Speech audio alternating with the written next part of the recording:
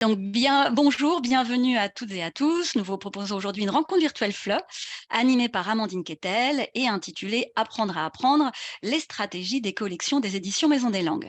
Donc Amandine Quetel est une collaboratrice habituelle des éditions Maison des Langues.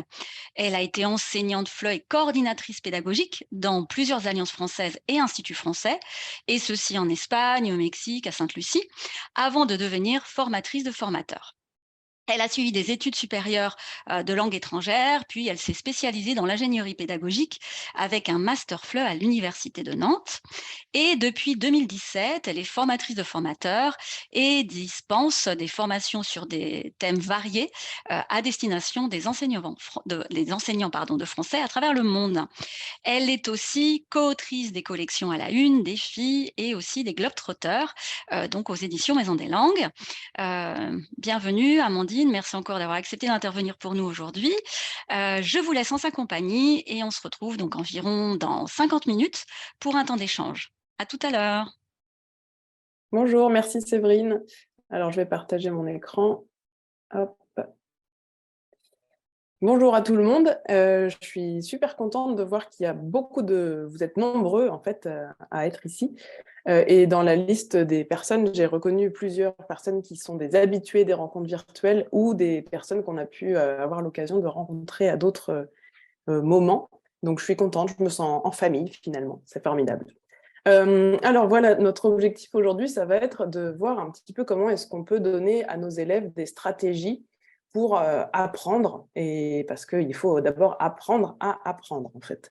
Et donc on va aller piocher un petit peu dans les différentes collections des éditions Maison des Langues pour pouvoir voir quelles sont les différentes stratégies qui sont mises en place, quels sont les outils qu'on va pouvoir utiliser, qui sont proposés dans ces collections pour pouvoir diversifier au maximum les manières d'apprendre, les manières pour nous aussi d'enseigner.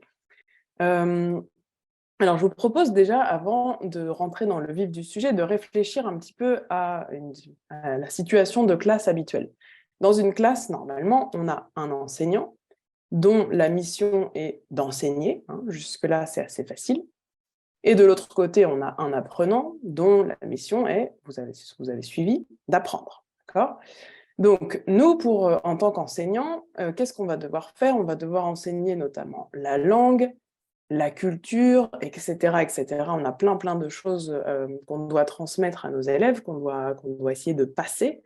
Mais également, on va devoir leur enseigner à apprendre. On parle beaucoup d'apprendre à apprendre, mais finalement, pour nous, il s'agit plutôt d'enseigner à apprendre, en fait.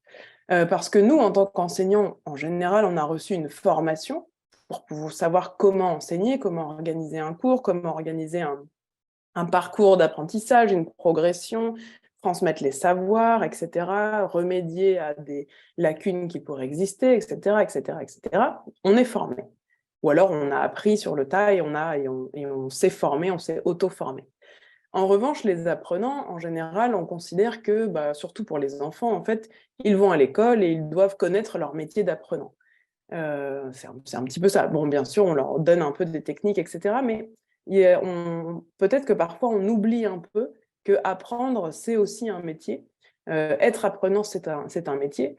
Et ça marche, cela vaut pour, à mon avis, tous les âges d'apprenants. Parce que quand on est tout petit, on a l'impression que nos élèves sont des éponges et qu'ils vont apprendre un petit peu tout de manière naturelle, innée, etc. Ça n'est pas toujours le cas, ça n'est pas le cas pour tous les élèves, et surtout, il y a une diversité de façons d'apprendre et d'apprenants, d'apprentissage, etc., qui fait que une technique que l'on va proposer en classe ne va pas convenir à tous les apprenants, et inversement. Et puis, ça vaut aussi pour les adolescents qui peut-être, c'est la première fois qu'ils apprennent une langue étrangère, donc apprendre une langue étrangère, c'est pas comme faire des mathématiques, c'est pas comme apprendre par cœur des leçons d'histoire ou apprendre sa propre langue maternelle, ça n'a rien à voir.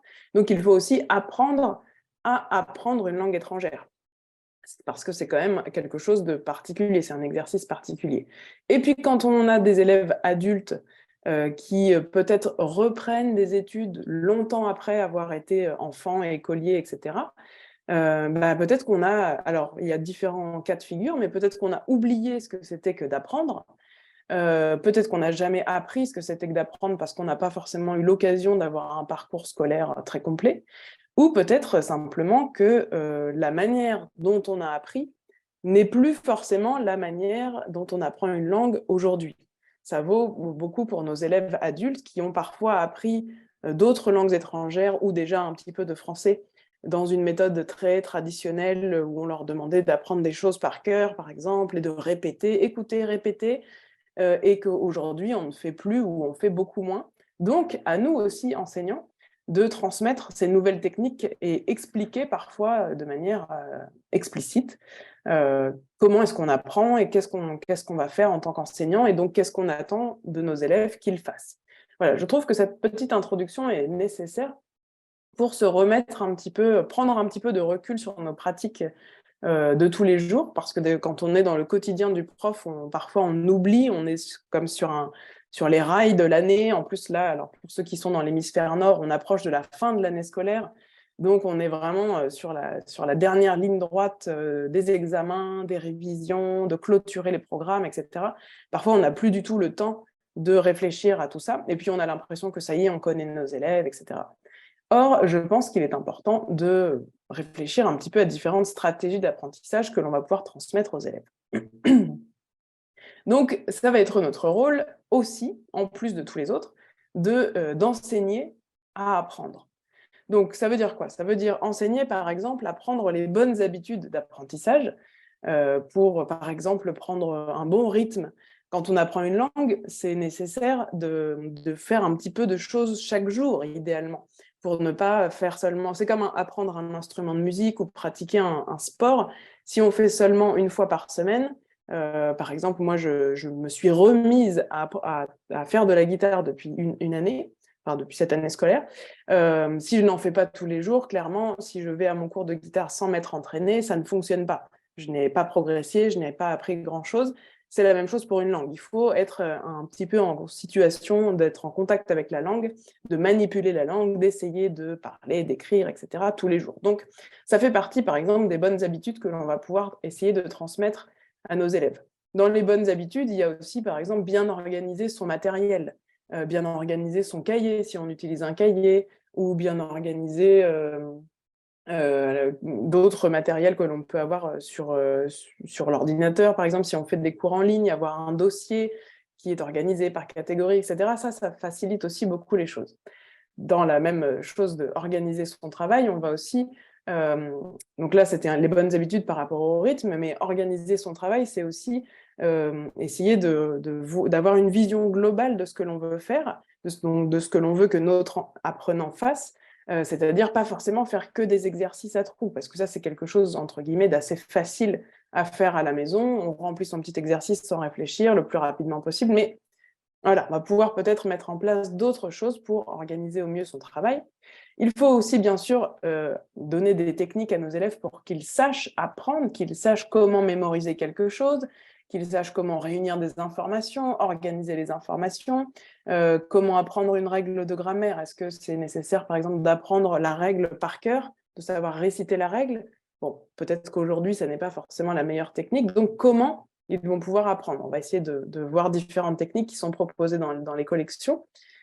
Connaître les outils aussi. Alors, dans connaître les outils, il y a plein de choses. Il y a connaître des outils qui peuvent être des outils numériques, par exemple des applications, connaître l'espace virtuel, connaître des bons sites sur lesquels on va pouvoir trouver des explications de grammaire, des vidéos, des jeux, plein de choses, un bon dictionnaire. Et puis, il y a aussi connaître son livre, puisqu'on est ici à parler des collections des éditions Maison des Langues. Si on utilise un manuel avec ses élèves, je trouve que c'est vraiment intéressant et important de prendre du temps, alors plutôt au début de l'année scolaire, pour expliquer à nos élèves comment fonctionne le livre. Nous, on est prof depuis plusieurs années, souvent, et donc on connaît bien les livres de FLE. Même si l'on prend une nouvelle collection, elles sont toujours organisées un petit peu de la même manière, dans le sens où on a un sommaire au début, différentes unités, et puis à la fin, il y a du matériel complémentaire, il y a un précis grammatical, il y a parfois du vocabulaire, un glossaire, il peut y avoir les transcriptions des documents, des cartes géographiques, on peut avoir plein de matériel comme ça, que nos élèves peut-être ne connaissent pas, et ne vont pas savoir qu'ils les ont à disposition, en fait. On leur demande d'acheter un livre, ou alors l'école leur fournit un livre. C'est intéressant, je trouve, de prendre un petit peu le temps pour eux aussi, pour découvrir et bien connaître les outils. Ça fait partie aussi des stratégies d'apprentissage. Et enfin, maîtriser toutes les techniques. Quand on propose à un élève de faire une activité, de réaliser un projet, de réaliser une tâche ou différentes choses, il faudrait s'assurer aussi que, sans parler de la langue française, notre élève sache faire cette tâche. Est-ce qu'il a bien acquis toutes les compétences autres que la langue française qui lui permettent de faire la tâche qu'on lui propose de faire? Voilà, donc il y a pas mal de choses, et ce qui fait que finalement, nous, en tant qu'enseignants, je trouve qu'aujourd'hui, on enseigne finalement plus tellement. On est plutôt, on entraîne, disons, plutôt qu'enseignant. Je trouve qu'on est plutôt des entraîneurs et des entraîneuses, ou comme on peut dire en bon français actuel, des coachs finalement. Il y a beaucoup de profs aujourd'hui qui se définissent plutôt comme coachs, et je suis de plus en plus d'accord avec cette manière de voir les choses, puisque notre objectif n'est pas de transmettre le savoir, mais plutôt de transmettre, de guider notre élève, de l'orienter vers une autonomie, pour que l'élève soit capable, en autonomie, d'accéder au savoir que l'on va... Nous, on aura préparé un parcours, en fait, mais c'est eux qui vont essayer d'accéder par eux-mêmes à l'acquisition des compétences. Bon, bref, mais on peut vraiment faire une métaphore avec la salle de sport. Si notre élève, on met un élève dans une salle de sport avec plein de machines différentes, bon, bah, on ne sait pas forcément trop comment utiliser les machines, donc c'est le coach, l'entraîneur sportif qui va expliquer comment fonctionne chaque machine, mais ce n'est pas le coach qui va faire du sport, et ce n'est pas lui qui va transmettre des muscles à l'élève. C'est plutôt le sportif, l'élève, qui va, en utilisant les machines et en suivant les conseils du coach enseignant, va acquérir des muscles, en l'occurrence dans la salle de sport, et des compétences en français dans la classe de FLE. Voilà, je trouve que c'est important à garder en tête, parce que du coup, en sachant ça, en ayant ça en tête, on comprend facilement que les stratégies d'apprentissage sont des choses très importantes à transmettre à nos élèves, au même titre que le contenu même de notre cours, à savoir la langue française, le fonctionnement de la langue, la culture, etc. C'est mon point de vue en tout cas, mais je tenais à faire cette introduction pour que ce soit clair, parce que ça justifie la suite. Alors, dans la suite, justement, je vais vous donner des idées pour essayer justement d'aider nos élèves à s'organiser dans leur travail, nous donner aussi à nous des idées pour leur proposer différents types de supports, différents types d'activités qui vont permettre de varier un peu les activités qu'on va faire en classe, où vous allez voir des exemples, pour toucher différentes sensibilités d'apprentissage différentes. Alors, on parle beaucoup des intelligences multiples, des différents types de mémoire auditive, mémoire visuelle, etc. Bon, il y a plein de théories différentes qui existent à ces sujets-là, ce n'est pas le sujet d'aujourd'hui, mais ce qu'il faut avoir en tête, c'est que chaque élève est différent et a une manière différente d'aborder les choses. Donc, il faut, nous aussi, que nous essayions de varier. Et ensuite, des idées pour que ce soit nos élèves qui enseignent aussi, parce qu'on le sait, c'est en faisant, et c'est encore plus en enseignant, que l'on mémorise et que l'on apprend correctement les choses. Alors, première catégorie, donc, comment est-ce qu'on va pouvoir aider nos élèves à s'organiser, à organiser leur apprentissage, donc pour bien apprendre et aussi pour bien réaliser les tâches que l'on va leur demander. Donc pour commencer, je vais vous montrer des exemples de la collection Les Globetrotters. Comme le disait Séverine, j'ai l'honneur de faire partie de l'équipe des auteurs-autrices de cette collection. Donc c'est une collection qui vient tout juste de sortir. Moi, j'ai reçu le numéro 1 il y a quelques semaines. Les autres sont en route, il me semble. Ils vont bientôt arriver aussi sur l'espace virtuel, si je ne dis pas de bêtises. C'est une collection destinée aux adolescents, donc disons entre 10 et 17 ans, pour donner une fourchette très très large. Et à la fin du dernier numéro, qui sera le numéro 5, qui n'apparaît pas encore ici, notre élève aura atteint un niveau B1 du CECRL. D'accord ? Donc on a pour l'instant les 4 premiers niveaux qui nous permettent d'atteindre le niveau A2 en divisant chaque niveau en 2 livres. Voilà, donc dans la collection Les Globetrotters, qu'est-ce qu'on a comme technique ? On a des astuces qui sont disséminées tout au long des pages du livre, des astuces de différents types. Alors j'ai essayé de les regrouper un peu par catégorie. Des astuces que j'ai appelées, alors c'est vraiment moi qui ai décidé de mettre ces noms-là, des astuces interlangues.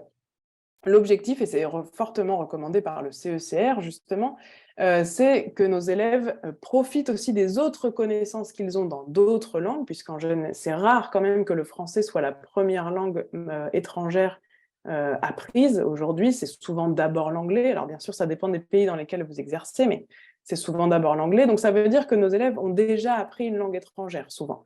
Donc c'est intéressant qu'ils puissent voir un peu les interférences qu'il peut y avoir entre les langues, parce que ça peut les aider ou au contraire bien différencier les langues. Alors je vous montre quelques exemples que j'ai piochés dans Globetrotter 1, le premier, donc niveau A1.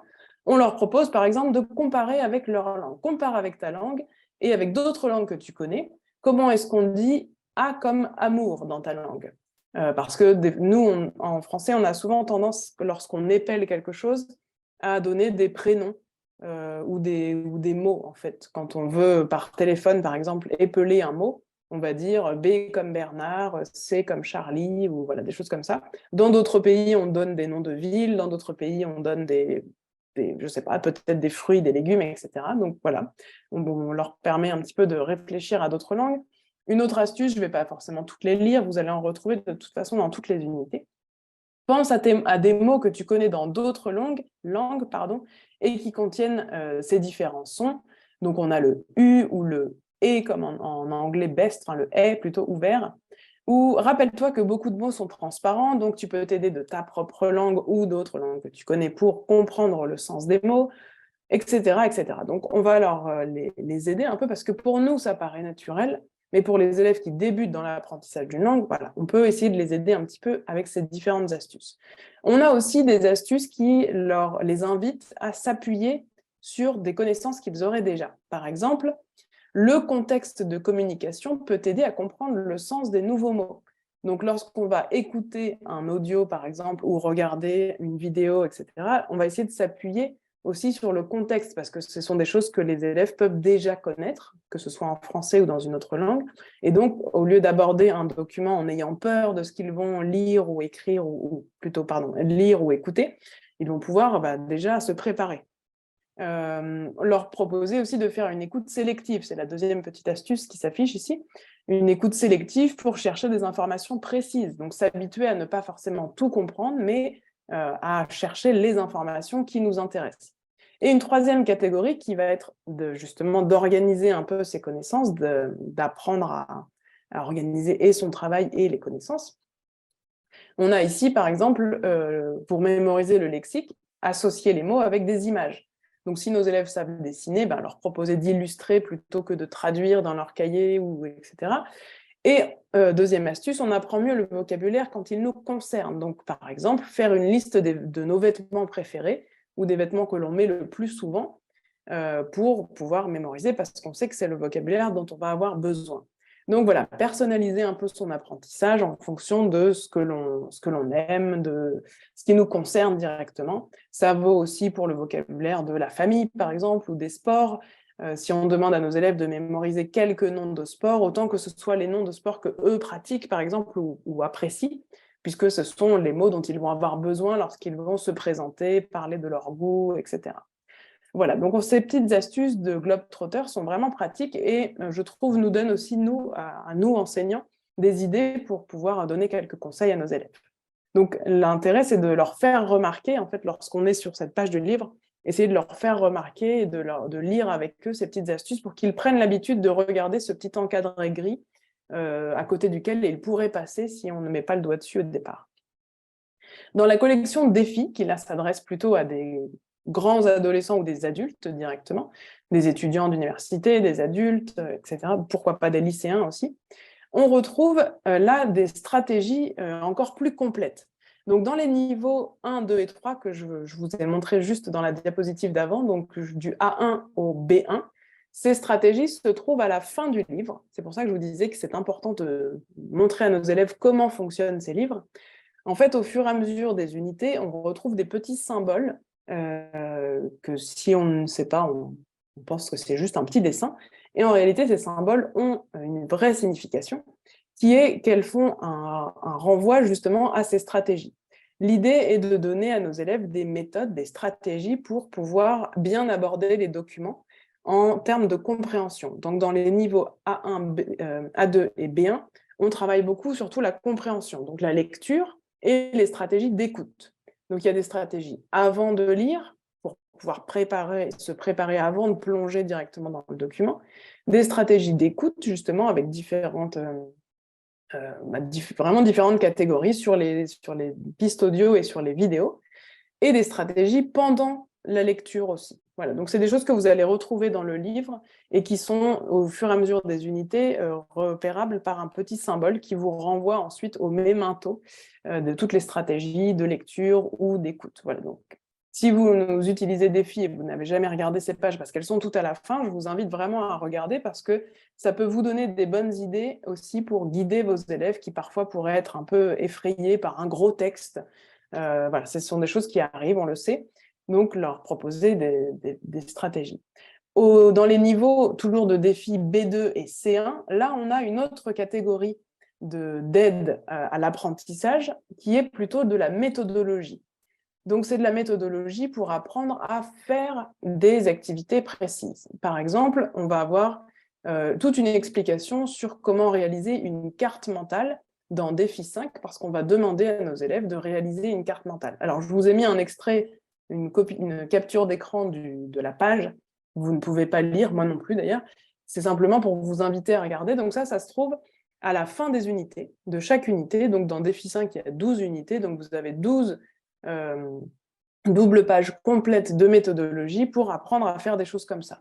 Donc, on a réalisé une carte mentale, par exemple, organisé son discours à l'écrit, donc avec tout un processus vraiment très complet, avec des exercices d'observation, des exercices de mise en pratique, des conseils, des modèles aussi. Donc, c'est vraiment très pratique pour pouvoir apprendre ce genre de choses qui est vraiment capital. Par exemple, dans Défi 4, on a apprendre à rédiger une introduction et une conclusion. Voilà, si nos élèves se destinent à faire des études en France ou tout simplement passer un examen du type DELF, par exemple, c'est absolument indispensable de savoir écrire une introduction et une conclusion. Et un autre exemple, mais voilà, il y en a beaucoup, préparer une présentation orale. Donc ça, que l'on fasse un examen ou pas, c'est toujours utile de savoir préparer un exposé parce que c'est des choses qu'on va demander régulièrement à nos élèves de faire en classe. Mais est-ce que réellement nos élèves savent faire un exposé ? Comment organiser leurs idées, comment présenter les choses clairement, comment faire un diaporama, par exemple, voilà, comment agir face à son auditoire. Il y a plein de choses différentes qu'on va pouvoir les aider à faire. Donc, ce n'est pas ici, vous voyez bien, il ne s'agit pas d'enseigner la langue française, mais de donner des stratégies, une méthode, une méthodologie pour réaliser des choses en français, bien sûr, mais en plus, ce sont des compétences qu'on appelle transversales, qui vont aussi les aider sans doute dans d'autres matières. Donc, c'est jamais perdu de savoir faire ça. Dans la collection Prête à parler, qui fait partie des nouvelles collections des éditions Maison des Langues, qui s'adresse là aussi aux apprenants adultes ou étudiants, on retrouve plutôt des activités pour travailler la mémoire, pour stimuler la mémoire des apprenants. Donc, je vous ai mis ici deux exemples qui viennent du niveau 1 et du niveau 2. Donc, en fait, il faut imaginer que lorsqu'on démarre une unité, on a une grande double page dans laquelle on va commencer à aborder la thématique, on va commencer à voir un peu de vocabulaire, mais sans forcément le fixer tout de suite. Mais voilà, on découvre des choses, puis on tourne la page, on commence à faire des activités, etc. Et avant de terminer la page suivante, on a cette petite activité mémo, et on leur propose donc deux mémoires. Est-ce que vous vous souvenez, par exemple, des loisirs du personnage d'il y a 2 pages, de la double page, puisqu'on est en train de découvrir le vocabulaire des loisirs. Quel loisir est-ce qu'il aime? Quel loisir aime-t-il, pardon? A-t-il les mêmes loisirs que les Français? Est-ce que vous vous souvenez de ce dont on a parlé? Donc ça stimule la mémoire et c'est une occasion de reparler et de réutiliser ce vocabulaire. De la même manière, au niveau 2, on va retrouver la même chose.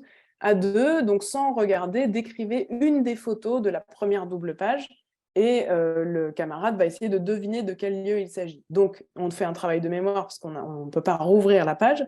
On va réutiliser le vocabulaire qu'on a déjà un petit peu commencé à découvrir Et voilà, ce sont des activités qui stimulent la mémoire et on retrouve comme ça des différents temps mémo, ce qu'ils ont appelé les temps mémo, à différents moments des unités, ce qui va permettre en fait de faire un peu une pause dans l'apprentissage et de revenir en arrière. C'est toujours le côté spiralaire qu'on retrouve beaucoup dans Prêt à parler. Donc ça aussi, c'est une bonne activité. On peut proposer aussi à nos élèves, de temps en temps, en autonomie, même sans parler du livre, de faire une pause et d'essayer de se souvenir de ce dont on a parlé, par exemple, au début du cours, ou ce dont on a parlé la fois précédente, ou est-ce qu'ils se souviennent de tel tableau dont on a pu faire la description, par exemple. Et donc, tout ça va rafraîchir le vocabulaire, va le faire revenir, va le réactiver. Et plus on réactive les choses, plus elles restent en fait fixes dans nos cerveaux. Ensuite, pour nous, c'est autant un défi pour nous que pour les élèves. Il s'agit d'essayer de varier un peu différentes choses, varier les supports que l'on va utiliser, varier les activités que l'on va proposer aux élèves et varier les outils qu'on va leur proposer d'utiliser. Pourquoi? Pour justement essayer de faire en sorte de toucher un petit peu, comme je disais en introduction, toutes les sensibilités de nos élèves. Donc, comme je vous disais, on parle beaucoup d'intelligence multiple ou de choses comme ça. Je ne sais pas quelle théorie est la meilleure théorie, mais ce que j'aime, moi, dans ces théories, c'est de garder en tête qu'il faut que j'essaye de parler et de toucher la sensibilité de tous mes élèves, en fait. Donc, s'il y en a qui sont plus sensibles à la musique, il faut que de temps en temps, on travaille avec des choses musicales. S'il y en a qui ont besoin de bouger, il faut qu'on bouge. S'il y en a qui ont besoin... Et donc, varier un peu comme ça les supports, les activités pour stimuler les mémoires auditives, visuelles. Enfin, vous connaissez aussi bien que moi ces différentes théories. Et dans la rencontre virtuelle précédente, on a eu beaucoup d'exemples aussi de ces différentes théories. Donc voilà, mise en pratique, il faut essayer de varier les supports. Alors, qu'est-ce qu'on peut faire? Vous me connaissez peut-être, j'aime beaucoup la carte mentale. Et justement, dans pas mal de collections des éditions Maison des Langues, on retrouve des cartes mentales, notamment dans les Globetrotters, dans lequel on retrouve à différentes reprises des cartes mentales. Par exemple, dans la première unité des Globetrotters 1, donc on découvre les sons du français, et on a essayé de les répertorier sous forme de cartes mentales, justement. Et ce qui va permettre à notre élève peut-être de garder en tête cette multiplicité des sons, peut-être faire un lien aussi avec sa propre langue. Donc, ils vont pouvoir écouter, répéter les mots pour pouvoir se mettre un peu en bouche et en oreille les nouveaux sons qui peuvent exister en français selon leur langue maternelle. Voilà, tous les sons n'existent pas. Et voilà, garder en tête qu'il y a ces différents sons et le fait de visualiser, d'y ajouter des couleurs, de donner des exemples de mots dans lesquels ces sons apparaissent, va permettre sans doute de fixer beaucoup mieux d'un point de vue mémoire, de fixer beaucoup mieux ces informations. Donc la carte mentale est vraiment utile pour mémoriser, mais pour plein d'autres choses aussi. Mais c'est vrai que dans Globetrotter, on l'utilise beaucoup pour fixer les informations. Et donc à la fin de chaque unité, alors je suis désolée, celle-là apparaît très petite, mais vous pourrez la voir en feuilletant les unités modèles. Donc, dans Globetrotter, à la fin de chaque unité, on a une carte mentale qui permet de récapituler tout le lexique de l'unité, tout le lexique important. Et donc là, ce qui est très intéressant, c'est qu'on va faire justement appel beaucoup à la mémoire visuelle et à la sensibilité un peu des couleurs artistiques, etc., que certains de nos élèves pourraient avoir, puisque chaque mot ou chaque expression est associée à une couleur, à une catégorie et à une illustration. Donc c'est très visuel, ça va vraiment permettre d'organiser les informations et de mieux les mémoriser. Donc la carte mentale, c'est vraiment un outil qui va nous servir à énormément de choses différentes et qui est un bon outil à transmettre à nos élèves. Vous avez vu dans l'exemple que je vous donnais précédemment de défi C1, défi 5, on apprend à nos élèves à faire une carte mentale, à réaliser une carte mentale. On a une double page complète sur comment réaliser une carte mentale. Et je pense que c'est vraiment un outil qu'il est intéressant et important que nos élèves aient la compétence de le faire, en fait, sachent comment réaliser une carte mentale. D'autant plus si vous utilisez une des collections comme Globetrotter dans lesquelles les cartes mentales reviennent très souvent. Autre type de support, ça va être la musique, par exemple. Là, je passe sur le public enfant, mais bien sûr, cette information va valoir pour tous les publics. Mais on l'a dit, on a des élèves qui ont des profils parfois très différents. Et un très bon moyen de fixer les apprentissages aussi, c'est par la musique. Alors, dans la collection pour enfants, justement, de primaire, oui, à partir de 6-7 ans, quand ils commencent à savoir écrire, la collection qui s'appelle Capsure, on va retrouver pour chaque unité une chanson. Et c'est une chanson qui a été créée spécifiquement pour les apprenants qui utilisent Capsure, avec tout le vocabulaire de l'unité. Et vous allez voir dans le clip, je vais vous montrer un petit extrait. Dans le clip, on peut vraiment retrouver les paroles, puisque c'est une version karaoké, donc on va vraiment avoir les paroles qui défilent comme un karaoké. Les images du clip sont très importantes aussi, puisqu'elles vont faire écho aux images que l'on peut retrouver dans le livre et aux symboles que l'on va retrouver aussi sur la carte mentale, puisqu'il y a aussi dans Capsure une carte mentale du lexique. Et donc, chaque mot est illustré par un petit symbole, un petit pictogramme que l'on va retrouver dans le clip. Donc voilà, tout est lié et va permettre aux apprenants vraiment de fixer aussi le vocabulaire, fixer des expressions, des phrases, parce qu'au bout d'un moment, ils vont apprendre les paroles par cœur. Donc, même s'ils ne comprennent pas tout, ils auront dans la bouche et dans la tête des phrases toutes faites, des mots, des paroles de chansons. Donc, c'est toujours intéressant. Je vous montre un petit extrait très court de ce clip pour que vous puissiez voir. Pas de ce clip, pardon, de cette chanson en version karaoké.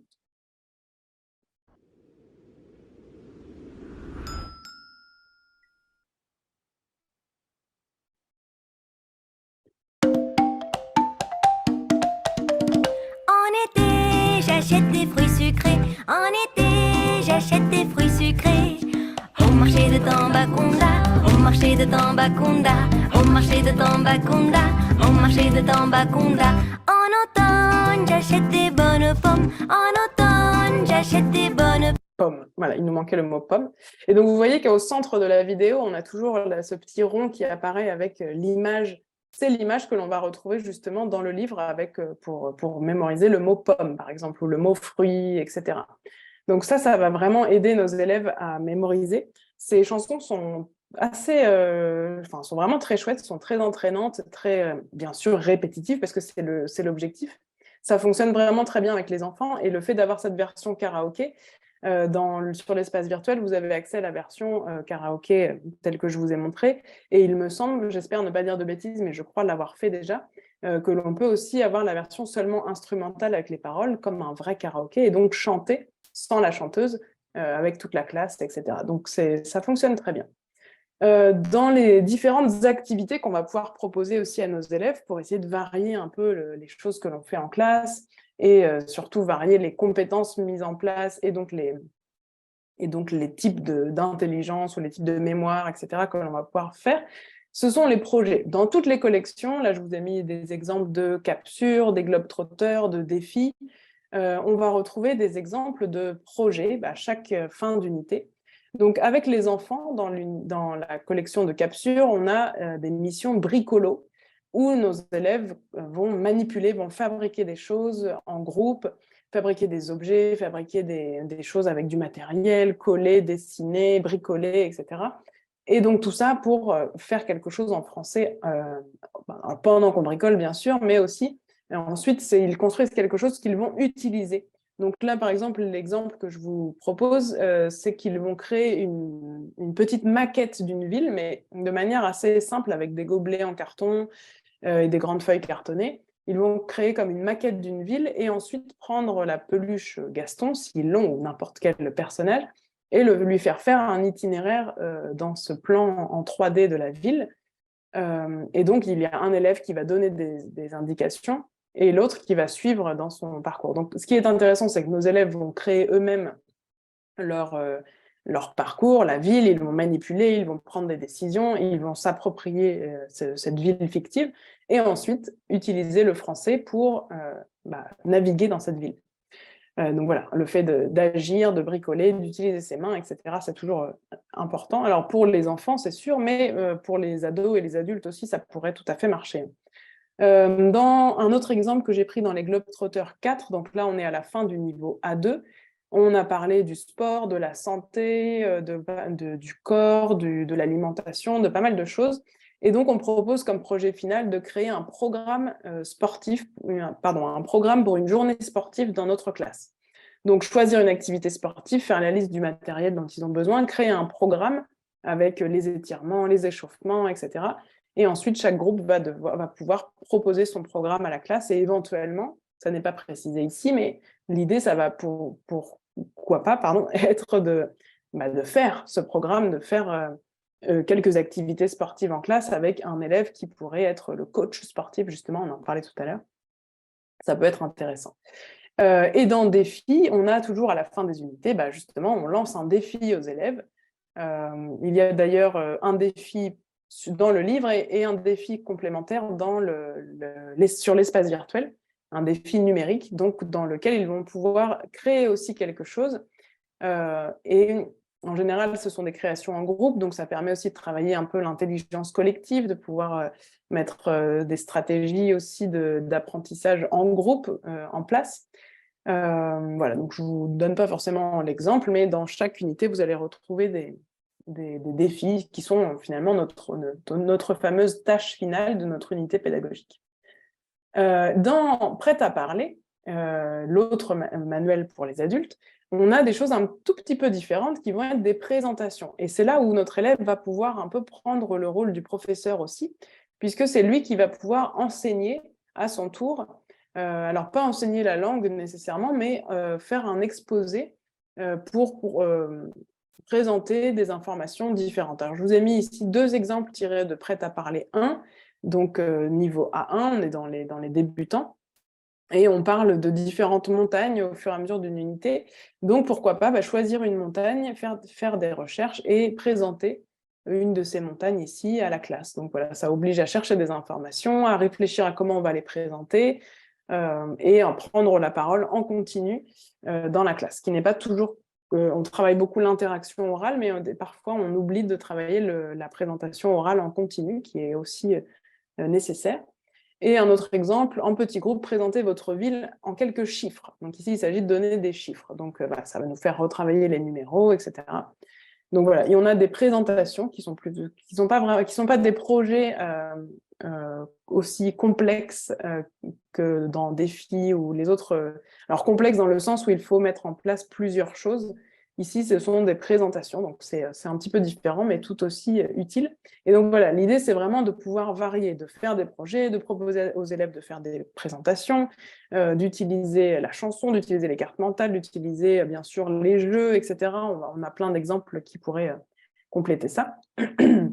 Mais avant de terminer, pour pouvoir garder du temps, pour pouvoir répondre à vos éventuelles questions, parce que je vois dans le chat qu'il y a eu plusieurs questions, je ne les ai pas encore lues, mais je voulais vous rappeler certaines choses, et en fait, c'est plutôt vous donner comme une petite liste des bonnes questions à vous poser lorsque vous préparez votre cours. Essayez d'avoir un petit peu comme cette liste de questions à se poser pour vérifier que notre cours soit bien plein de toutes les stratégies dont on va pouvoir parler à nos élèves pour que ça corresponde un peu à tout le monde. Donc, première question, est-ce qu'on a des supports variés? C'est-à-dire, est-ce qu'on a des supports à la fois visuels, à la fois audio, vidéo, du texte, pourquoi pas des infographies, des pictogrammes voilà, est-ce qu'on a dans notre... pas forcément pour une seule séance de cours, bien sûr, mais dans notre séquence pédagogique, est-ce qu'on a des supports variés? Est-ce que, deuxième question, est-ce que différents types alors mémoire, j'ai mis mémoire, / intelligence, / sensibilité, selon un peu la théorie que l'on suit, est-ce qu'elles sont toutes stimulées ou est-ce qu'on va réussir en tout cas à en stimuler différentes? Alors, ce qui est intéressant avec ça, c'est non seulement de réussir à parler à différents élèves, mais aussi de donner à tous nos élèves différentes techniques et différentes approches parce que parfois, on peut avoir l'impression qu'on a une mémoire auditive et seulement ça. Et puis finalement, en découvrant l'outil de la carte mentale, par exemple, on se rend compte que le fait d'avoir les informations organisées de cette manière-là et pas sous forme d'un texte ou d'une liste, ça me parle aussi très bien. Donc finalement, ça va permettre aussi aux élèves d'apprendre à apprendre, de découvrir ces nouveaux outils. Troisième question, est-ce que mes élèves sont bien impliqués pendant le cours? Est-ce que ce sont des thématiques qui les intéressent? Est-ce que ce sont des thématiques peut-être qu'ils ne connaîtraient pas, mais qui peuvent les intéresser, les stimuler, les engager, en fait, les impliquer dans leur apprentissage. Et c'est un peu lié avec la 4e question, est-ce que mes élèves sont bien actifs pendant le cours? C'est-à-dire que, est-ce qu'ils sont simplement passifs à recevoir les informations que je leur donne, ou est-ce qu'ils sont acteurs de leur apprentissage, comme on dit beaucoup, et donc pour être acteurs de leur apprentissage, ils ont besoin d'avoir toutes ces stratégies, en fait, pour pouvoir aborder en autonomie un nouveau texte, savoir comment écouter un document, savoir comment organiser les informations qu'ils sont en train d'apprendre, savoir comment réaliser une tâche, etc. Donc, il faut qu'ils soient actifs et pas seulement en attente de l'information que va leur donner l'enseignant. Une question importante aussi à se poser, c'est qui a le plus de place dans ma classe? Est-ce que ce sont les élèves ou l'enseignant? Qui parle le plus? Le temps de parole, est-ce qu'il est équilibré? Est-ce que c'est plutôt moi, enseignant, qui parle plus que mes élèves? Et dans ce cas-là, comment est-ce qu'on peut faire pour le rééquilibrer pour que ce soit plutôt eux, en fait, qui parlent, que ce soit plutôt les élèves qui aient de la place, en fait, dans la classe? Autre question importante, est-ce que mes élèves ont bien acquis la méthodologie pour faire les activités que je vais leur proposer?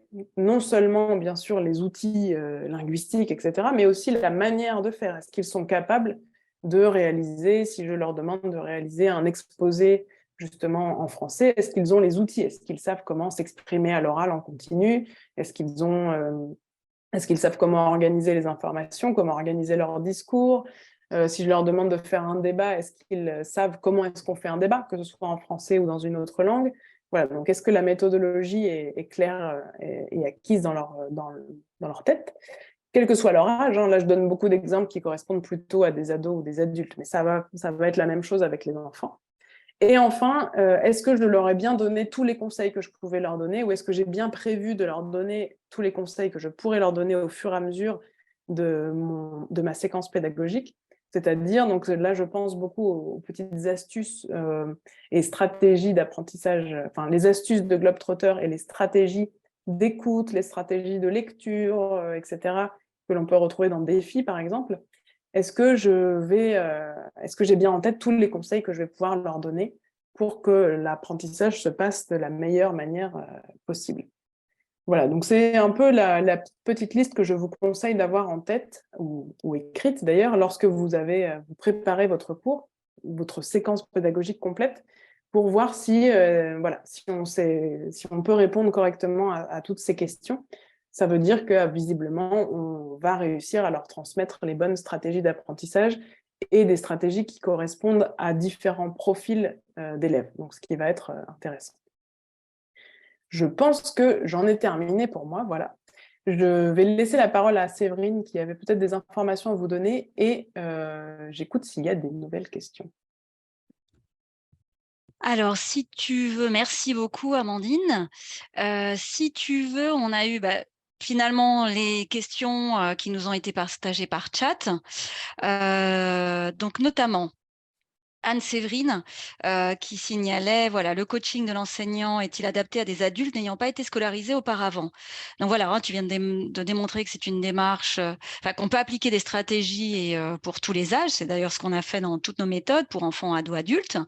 Mais est-ce que, voilà, ce sont des stratégies qui peuvent fonctionner avec des publics justement qui ont des spécificités comme celle de ne pas avoir été ou peu scolarisés auparavant? Alors, à mon avis, oui, c'est encore plus important de leur donner, de leur transmettre des stratégies d'apprentissage, justement parce qu'ils n'en ont pas, sans doute. Alors, on ne va pas forcément prendre le coaching, je vois que la personne l'a mis entre guillemets, parce que c'est vrai que c'est un mot, on n'a pas forcément l'habitude d'employer dans ce domaine-là, mais on ne va pas pouvoir le prendre au même niveau, on va devoir faire un coaching vraiment très pas à pas avec les élèves pour petit à petit leur donner de plus en plus d'autonomie. Mais il va falloir leur expliquer comment apprendre, clairement, à ces personnes-là, encore plus peut-être qu'à des personnes qui ont l'habitude d'aller à l'école ou qui sont des étudiants universitaires, etc. Donc oui, la réponse est un grand oui. D'accord. Et Ernest qui signalait, voilà, bon, il est d'accord avec le principe du coaching, voilà, mais il y a des élèves paresseux, donc c'est la grande question de la motivation. Je pense que voilà, je peux deviner ta réponse, mais si tu veux bien la partager avec tout le monde. Je me demande ce que tu as deviné, mais À mon avis, pour les élèves paresseux, des fois, il y a pas de solution. S'ils n'ont pas envie, ils n'ont pas envie. On ne peut pas forcément toujours faire le travail à leur place. Mais là où on va pouvoir essayer de trouver des solutions, ça va être de leur proposer justement c'est ce qui revenait dans ma liste des bonnes questions à se poser, c'était est-ce que mon élève est impliqué? Est-ce que le sujet l'intéresse? Est-ce que c'est stimulant pour lui? Est-ce que ça se rapproche de quelque chose qui fait partie de ses centres d'intérêt? Donc, en fait, ça implique de connaître aussi ses élèves, surtout quand on a affaire à des ados. Enfin, moi, je sais que c'est le public qui me fait le plus peur parfois parce que j'ai l'impression de débarquer sur une autre planète avec les ados. Et en plus, ça change tellement quasiment chaque année. Ils changent de centre d'intérêt, ils changent de tout. Donc, il faut toujours commencer par essayer de les connaître, en fait. Qu'est-ce qui les motive dans la vie? Qu'est-ce qui les intéresse? Qu'est-ce qui les passionne? Qu'est-ce qui les émeut? Un petit peu tout pour réussir à les stimuler et aller un peu dans leur sens. Et une fois qu'on les a embarqués un peu dans leur sens, qu'on s'est, nous, embarqués dans leur sens, on va pouvoir petit à petit les ramener aussi pour leur faire découvrir des nouvelles choses, parce que c'est aussi notre objectif.